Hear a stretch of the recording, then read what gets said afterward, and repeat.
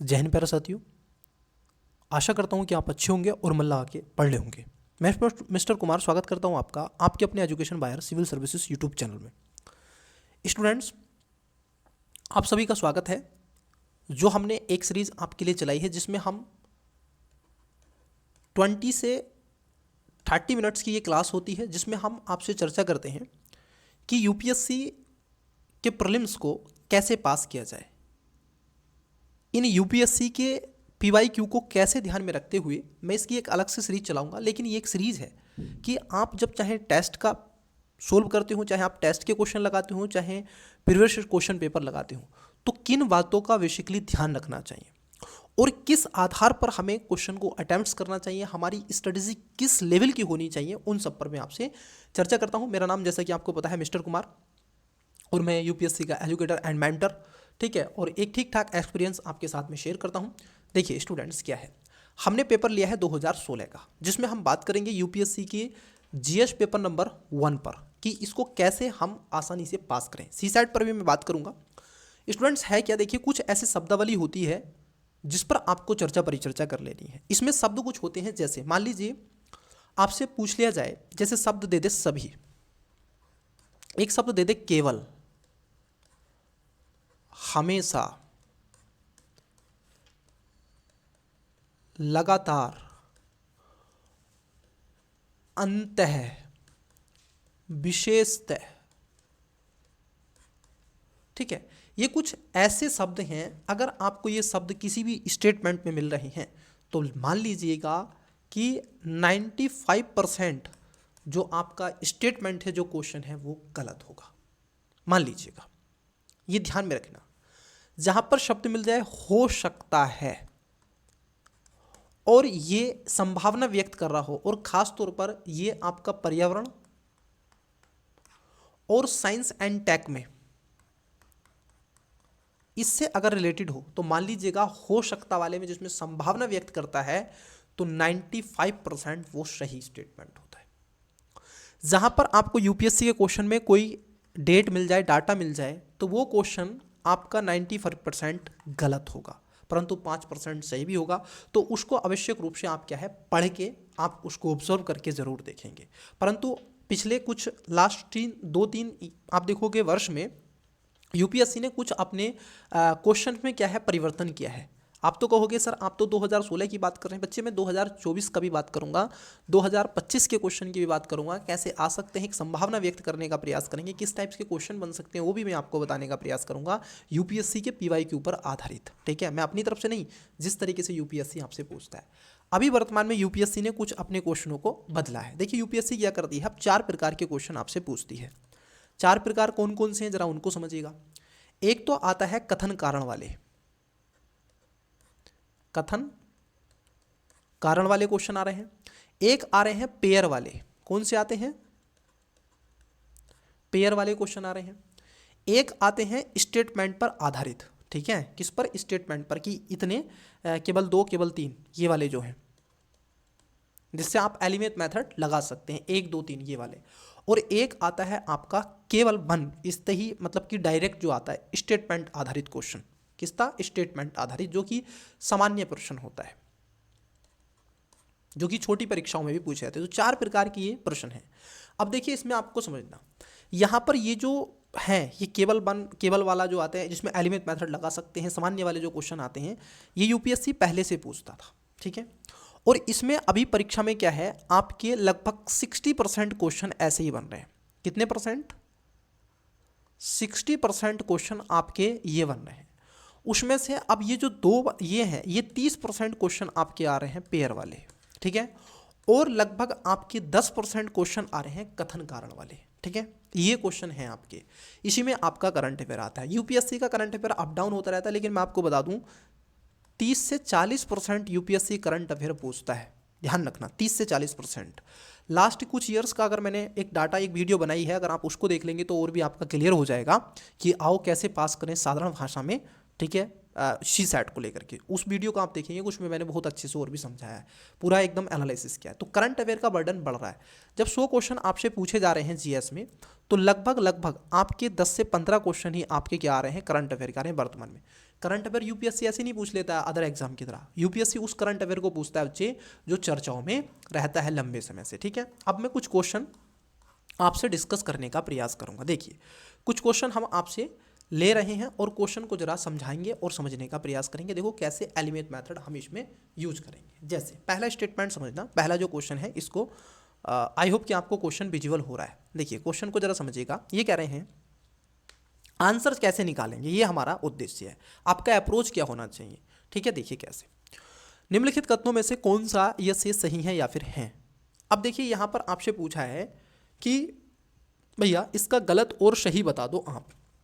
आपसे यहाँ पर यूपीएससी ये अपेक्षाएं कर रहा है, ओके। अब इन्होंने कहा है लोकसभा में लंबित कोई विधेयक। अब जरा समझना, कोई विधेयक मान लीजिए और लोकसभा में क्या है, लंबित है कि नहीं, उसके शस्त्रावासन पर व्याप्तगत मतलब कि लैप्स हो जाता है। मान लीजिए लोकसभा में कोई विधेयक था, लंबित था, तो क्या वह लैप्स हो जाएगा अगर लोकसभा विघटित होगी? नहीं महोदय, जब लोकसभा में कोई भी विधेयक हो और लोकसभा भंग हो जाए तो ध्यान रखना कोई भी विधेयक लैप्स नहीं होता है। क्यों? ये डिसाइड करेगा आने वाली जो सरकार होगी, जरा समझना, आने वाली जो सरकार होगी उस पर डिसाइड करेगा। उसके लिए लगभग 15 से 30 दिन का ये टाइम दिया जाता है। अगर उसको लगेगा कि उस विधेयक को पारित करना चाहिए, नहीं करना चाहिए, तो वो उसके ऊपर डिपेंड करेगा। तो पहला स्टेटमेंट है गलत। अब देखो पहला आपका गलत हो गया, सही पूछा आपसे, तो आपका ए तो गलत हो गया और सी भी गलत हो गया। अब देखो 50-50 हो गया आपका इस एलिमेंट मेथड से। इस पर क्वेश्चन आते हैं कितने, 60% क्वेश्चन आ रहे हैं इस पे, ठीक है, इस पे 60% क्वेश्चन आ रहे हैं। अब यहाँ पर दूसरा बचा, अब ये डिसाइड कर देगा कि आंसर डी है कि बी है, ठीक है। देखिए अब ऐसे उसमें रिस्क आपको लेना है। अगर आपको इतना क्वेश्चन आपको बन रहा है तो आपको क्वेश्चन अटेम्प्ट करना ही है, छोड़ना नहीं है, ठीक है, करना ही है। दूसरा स्टेटमेंट है कि राज्यसभा में लंबित कोई विधेयक जिसे लोकसभा ने पारित नहीं किया है, लोकसभा के विघटन पर आप देखोगे व्यापगत नहीं होगा। बात एकदम सही है, क्योंकि वो जो विधेयक है वो राज्यसभा में है, लोकसभा में नहीं है। लोकसभा विघटित हो गई है भाई, तो वो क्या होगा, लैप्स हो जाए, ठीक है। तो यहाँ पर क्या है, वो उस पर डिसाइड करेगा। तो यहाँ पर जो दूसरा स्टेटमेंट है वो आपका करेक्ट हो जाएगा, मतलब कि सही हो जाएगा। तो इसका जो राइट आंसर होगा बच्चे, वो राइट आंसर क्या होगा, राइट आंसर ऑप्शन नंबर आपका बी हो जाएगा। तो इतना आपको ध्यान में रखना है, ठीक है। 1 सेकेंड, एक बच्चे का कमेंट्स आ रहा है। चलिए नेक्स्ट क्वेश्चन की तरफ बढ़ते हैं। नेक्स्ट क्वेश्चन देखते हैं। मैंने कुछ क्वेश्चन लिए हैं, उन्हीं क्वेश्चनों पर मैं आपसे चर्चा कर लेता हूं। देखो यहां पर ये कह रहे हैं आपसे, इन्होंने जो क्वेश्चन पूछा है इनका कहना है आपसे कि निम्नलिखित में से कौन सा या से वे सूचकांक हैं जिनका IFPRI द्वारा वैश्विक भुखमरी सूचकांक ग्लोबल हंगर इंडेक्स बनाने में प्रयोग किया जाता है। ये आपसे पूछ रहे हैं कि ग्लोबल जो हंगर इंडेक्स है सर, उसके बारे में जो आपसे पूछा जाता है उस पर ये आपसे चर्चा कर रहा है। अब इसमें कुछ स्टेटमेंट आपको देके रखे हैं, जरा उसको क्या है आपको चर्चा करनी है। देखो पहला है अल्पपोषण, दूसरा है शिशु वृद्धि रोधन और तीसरा है शिशु मृत्यु दर। नीचे दे कूट का प्रयोग कर सही उत्तर चुने, ठीक है, सही चुनना है। केवल एक, बी 2 और 3, सी 1 और 3, 1 2 और 3 और डी में कह रहे हैं 1 और 3। बताइएगा इसका करेक्ट आंसर क्या होगा बच्चे। बहुत ही सॉलिड और बहुत ही अच्छा क्वेश्चन है, बताइएगा इसका करेक्ट आंसर क्या होगा। क्वेश्चन नंबर आप देखोगे 2 का राइट आंसर देने का प्रयास करें। आई होप कि आपने इसका करेक्ट आंसर, देखो जो आपका यहाँ पर वैश्विक भुखमरी सूचकांक हंगर है, इसमें अल्पपोषण, ठीक है, मैल न्यूट्रिशन, शिशु जिसमें अंडर वेस्टिंग, और इसमें जो मृत्यु दर है ये भी इसके अंतर्गत निकाली जाती है। तो यहाँ पर क्या हो जाएगा, इसमें तीनों बातें क्या हैं, सही हैं। तो ये एक इंडेक्स पर आधारित क्वेश्चन इस टाइप के बनते हैं। तो आप इसको यूं ही आसान से क्या कर सकते हैं, सोल्व कर सकते हैं। मान लीजिए आपको पता है कि अल्पपोषण तो आएगा ही आएगा, ये तो आपको पता है, तो आप तो वैसे भी एलिमेंट लगाएंगे कि सर दूसरा तो होगा ही नहीं। फिर आप कहोगे सर इसमें शिशु मृत्यु दर, मान लीजिए ये भी आपको पता है, तो आप कहोगे सर देखो, मान लो आपको शिशु मृत्यु दर नहीं पता, लेकिन शिशु अंडर वेस्टिंग, अंडर नेस्टिंग, मैल न्यूट्रिशन ये तो पता ही होता है ना। तो यहाँ पर अब देखो 1 और 2 केवल सी में है, 1 और 2 केवल सी में, और में है नहीं, तो आंसर वैसे भी आ जाएगा। आपको नहीं पता है शिशु मृत्यु दर तो। वैसे ये एक और क्वेश्चन हमने लिया है, देखो बजट, क्योंकि अभी अभी आपका बजट चर्चाओं में रहा है और बजट पर क्वेश्चन किस टाइप के क्वेश्चन बनते हैं, मैंने ये दिखाने के लिए आपको ये पेपर में लिया है। 2016 का पेपर है। साल दर साल घाटे का बजट रहा है, मतलब कि भारत सरकार का जो रेवेन्यू डेफिसिट है, आप देखोगे राजस्व जो घाटा है वो लगातार बढ़ा है, मतलब कि जो बजट है, बजट घाटा लगातार हुआ है, सॉरी। घाटे को कम करने के लिए सरकार द्वारा निम्नलिखित में से कौन सी कार्रवाई या कार्रवाइयाँ की जा सकती हैं, मतलब कि भारत सरकार को अगर आपका बजट जो घाटा है अगर कम करना है तो कैसे करे, उसके लिए क्या करना चाहिए, ये आपसे पूछा है। अब देखो इतना इजी है, ये बेसिक पर आपसे क्वेश्चन पूछा है। अब कोई बजट के डाटा ही रट रहा है, जीडीपी रेशियो ही रट रहा है, यूपीएससी नहीं पूछता है बच्चे ऐसा। यूपीएससी ऐसा कदापि नहीं पूछता है। यूपीएससी आपके बेस पूछता है। यूपीएससी वो जानना चाहता है जो आपकी बेस है, अंडर बिल्कुल एकदम आपकी स्टार्टिंग पर जो क्वेश्चन है, बेसिकली क्वेश्चन पर कवर करने का प्रयास करो। अगर आपका फाउंडेशन फंडामेंटल अगर क्लियर है ना, तो आप यूपीएससी का एग्जाम क्वालिफाई कर जाओगे प्रीलिम्स। और मेंस में फंडामेंटली पूछता है, फिर करंट अफेयर को कनेक्ट करना है और लिख देना है कि नहीं। पहला है कि राजस्व व्यय को घटाना। अब देखो जब आप राजस्व व्यय को घटाओगे तो गारंटी के साथ आप कहोगे महोदय आपका बजट का जो घाटा है वो कम हो गई होगा। तो पहला तो 100% होगा। आइए देखते हैं क्या पहले से कुछ इसमें बात बन रही है या नहीं। देखो आप कहोगे सर पहला वाला इसमें सही है, मतलब कि जहां पर 2 है उसको कट कर दो, तो बी तो आंसर नहीं होगा। तो आपका रेशियो क्या बना, 75:25 का बना। हम अभी इसमें खेल रहे हैं, 25% आउट कर दिया हमने क्वेश्चन को। आइए देखते हैं। फिर कह रहा है नवीकरण कल्याणकारी योजनाओं को प्रारंभ करना। देखो जब भारत सरकार कोई स्कीम लेकर के आएगी, योजनाओं को और बढ़ावा देगी, तो इससे कहीं ना कहीं भारत सरकार का जो घाटा है वो लगातार बढ़ेगा, पैसे की जरूरत होगी। तो दूसरा है गलत। अब जहां पर 2 होगा वो आपका हो जाएगा कट, मतलब कि गलत। अब 2 निकाल दीजिए बस, तो 2 निकाल दो, 2 यहां पर है तो ये तो होगा नहीं। अब जब 2 निकल गया आंसर आपका, अब देखो 50-50 में आ गए, 50%। अब आपको आंसर लेना पड़ेगा। तीसरा डिसाइड करेगा कि आंसर ए है कि सी है। आइए देखते हैं तीसरे में क्या कह रहे हैं, आपसे पूछा क्या है देख लेते हैं। तीसरे में कह रहे हैं आपसे कि सब्सिडी को युक्ति संगत बनाना है, मतलब कि जो सब्सिडी है उसको युक्ति संगत बनाना है, मतलब कि उसको ऐसे स्तर से आधार के रूप में डेवलप करना है कि वो जिसके लिए सब्सिडी खासतौर पर लाई जा रही है उसको उसका लाभ मिले। तो सब्सिडी को युक्ति संगत बनाना है, बात एकदम सही है।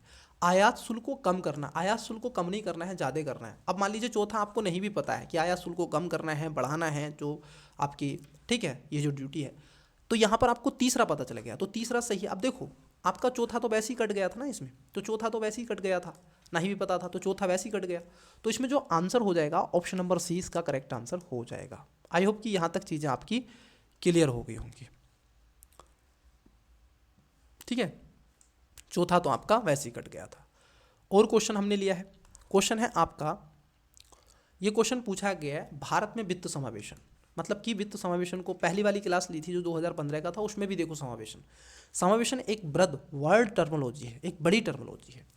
भारत में वित्त समावेशन को प्रोत्साहन करने की दृष्टि से भुगतान बैंक, मतलब कि जो पेमेंट बैंक है। अब देखो बैंकिंग सेक्टर से किस टाइप के क्वेश्चन आते हैं, कहते हैं ना किस टाइप के क्वेश्चन आएंगे। मैं आपको कहूँगा कि पीवाईक्यू ऐसी चीज़ होती है, यूपीएससी के पीवाईक्यू ये कहेंगे आपसे कि किस टाइप के क्वेश्चन आएंगे, ये नहीं कह रहे हैं ऐसे क्वेश्चन आएंगे, किस टाइप के क्वेश्चन बनेंगे। बैंकिंग सिस्टम से क्वेश्चन बन रहे हैं तो किस टाइप के क्वेश्चन बन रहे हैं, ठीक है, उसके बारे में आपसे पूछ रहा है। पहला, जिन मोबाइल टेलीफोन कंपनियों और सुपर बाजार श्रृंखलाओं का स्वामित्व एवं नियंत्रण भारतीय व्यक्तियों के पास है, वे भुगतान बैंक के प्रवर्तक होने योग्य हैं। मतलब कि ऐसा है कि वही व्यक्ति इसमें करेंगे जो इनके पास में ये सारी सुविधाएं हैं, ठीक है, ये बात आपकी कह रहे हैं। तो पहला वाला स्टेटमेंट क्या है आपका सही है कि बैलेंस ऑफ पेमेंट्स में आप जो पेमेंट्स बैंक है ये करेंगे, सही बात है। दूसरे में कह रहे हैं कि भुगतान बैंक, समझना, भुगतान बैंक क्रेडिट कार्ड एवं डेबिट कार्ड दोनों जारी करते हैं। देखो जो आपके भुगतान बैंक होते हैं, ठीक है, पेमेंट्स जो बैंक होते हैं, ये कभी भी क्रेडिट कार्ड जारी नहीं करते हैं, ये डेबिट कार्ड जारी करते हैं, ये ध्यान में रखेंगे। ये डेबिट कार्ड को जारी करते हैं लेकिन कभी भी क्रेडिट कार्ड को ये जारी नहीं करते हैं। तो यहाँ पर कह रहे हैं दोनों, क्रेडिट कार्ड ये जारी नहीं करते हैं। अब देखो जैसे ही आपका दूसरा खत्म तो आंसर आ गया, बस जहाँ 2 है उसे कट कर दो, आंसर ए नहीं होगा, आंसर सी नहीं होगा, आंसर डी नहीं होगा। तो राइट आंसर क्या होगा?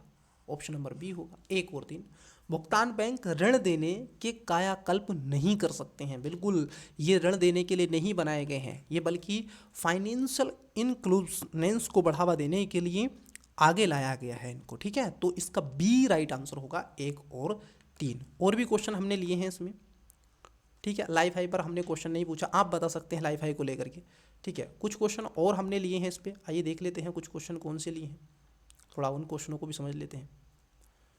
कुछ क्वेश्चन लिए हमने, आपको सारे क्वेश्चन दिखेंगे, कुछ क्वेश्चन हमने लिए हैं। इंग्लिश मीडियम भी बता सकते थे, आपके ऊपर थे वो क्वेश्चन।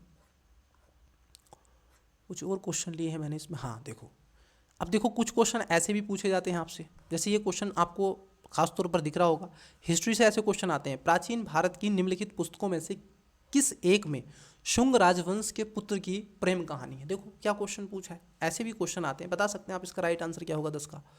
11 को देखो, समझो जरा, ये कह रहे हैं निम्नलिखित में से किसके संदर्भ में कभी कभी समाचारों में एम्बर वोक्स, ब्लू वोक्स और ग्रीन वोक्स शब्द देखने के लिए मिलता है। 2016 में अब ये जो एम्बर वोक्स, ग्रीन वोक्स, अब लगातार आपने देखा होगा बाली समिट, ठीक है, आप सभी जानते हैं 2013, इन सब के अलावा अभी जो WTO की मिनिस्ट्रियल जो मीटिंग हुई थी पर्शियन गल्फ, किस में हुई थी, UAE में हुई थी समथिंग, तो वहाँ पर एक बैठक निकली, तो उसका कोई ऐसा आउटपुट नहीं निकला। तो ये किससे रिलेटेड है? अब इसमें ग्रीन बॉक्स है, एम्बर बॉक्स है, ठीक है, और ब्लू बॉक्स है, और इसी में एक एम्बर बॉक्स है जो चर्चाओं में आता है, जिसमें 10% सब्सिडी, और आप देखोगे 5% सब्सिडी डेवलप्ड होते हैं, डेवलप्ड कंट्री देते हैं, और 10% विकासशील देश देते हैं। तो किससे रिलेटेड था ये आप देखोगे। इजी से क्वेश्चन भी, मैं कहता हूँ ना, इजी क्वेश्चन भी आपके आते हैं, तो WTO का मामला ये रहता है। और क्वेश्चन दिखाते हैं आपको, और क्वेश्चन दिखाते हैं बच्चे, और क्वेश्चन दिखाते हैं, और क्वेश्चन दिखाते हैं। देखो IMF पे SDR पर क्वेश्चन पूछा गया, कितना अच्छा क्वेश्चन है, बहुत इजी इजी क्वेश्चन UPSC आपसे पूछता है। राष्ट्रीय मुहिम, राष्ट्रीय गरिमा अभियान किसके लिए चलाया गया है? देखो ये करंट अफेयर पे कैसे क्वेश्चन आपसे पूछ रहे हैं, मैं सब बताऊंगा जब आपको इसकी पूरी सीरीज चलाऊंगा, लेकिन इसमें उद्देश्य मेरा क्या है, आपको वो चीज़ दिखाना है जिससे आप फसल बीमा योजना, देखो 19 नंबर क्वेश्चन, देखो 19 नंबर क्वेश्चन को ऑब्जर्व करना जरा, आपको क्वेश्चन पूर्ण रूप से 19 नंबर दिख रहा है। देखिए क्वेश्चन क्या है, 19 नंबर क्वेश्चन को जरा समझें। क्वेश्चन में कह रहे हैं आपसे कि समाचारों में कभी कभी उल्लेखनीय समुदाय है और किसके मामले में। अब देखो यहाँ पर कुछ ऐसे समुदाय देके रखे हैं, कुछ ट्राइब्स के बारे में आपसे पूछा है, ठीक है, जैसे कुर्द है, मघेसी है, रोहिंग्या है। देखो जो कुर्द हैं, अगर आप इनकी बात कर लो तो कुर्द ये कह रहे हैं बांग्लादेश में। क्या कुर्द आपको बांग्लादेश में मिलते हैं?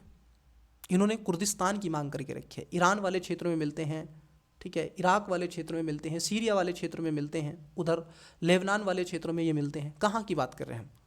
वेस्ट एशिया की बात कर रहे हैं। और ये कह रहे हैं बांग्लादेश, कुर्द बांग्लादेश में नहीं मिलते हैं। अब जैसे ही आपका हुआ सही सुमेलित है तो पहला आंसर नहीं होगा, दैट्स इट। मघेसी जो है नेपाल की ट्राइब्स हैं, ये बात सही है, और रोहिंग्या म्यांमार के लगातार चर्चाओं में रहता है। तो देखो आंसर क्या आ गया, ऑप्शन नंबर आपका सी राइट आंसर आ गया।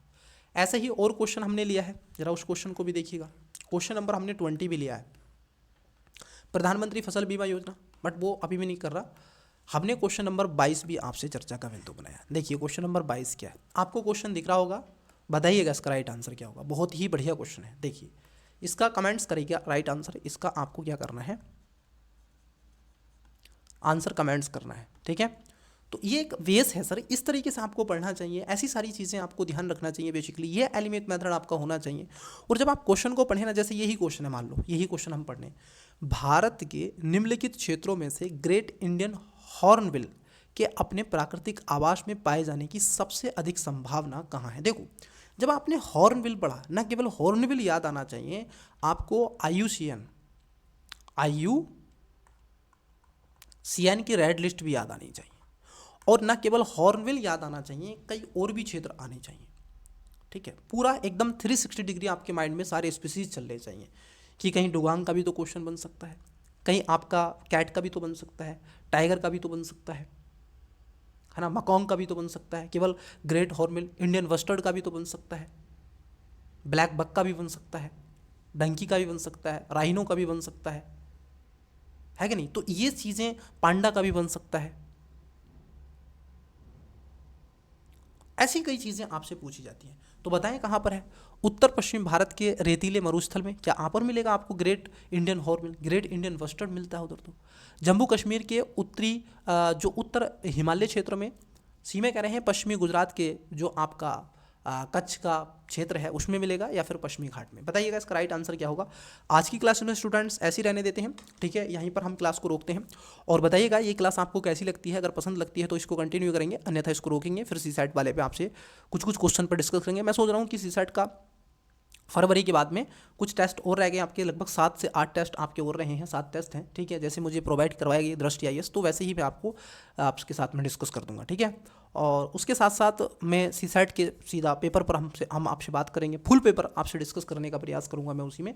उसके भी 2 पार्ट्स हम लेंगे, उसमें 40-40 क्वेश्चन कवर करने का प्रयास करेंगे। 2-2 घंटे की क्लासें होंगी वहाँ पर, तो लगभग 4 से 5 घंटे में एक टेस्ट पेपर आपका, एक पेपर जो UPSC का PYQ है, प्रीवियस क्वेश्चन पेपर, वो डिस्कस हो जाएगा। तो 22 का राइट आंसर दें, देखिए कितने बच्चे इसका करेक्ट आंसर देंगे। पढ़ने का अप्रोच 360 डिग्री रखिएगा बच्चे, ना कि समेटिएगा।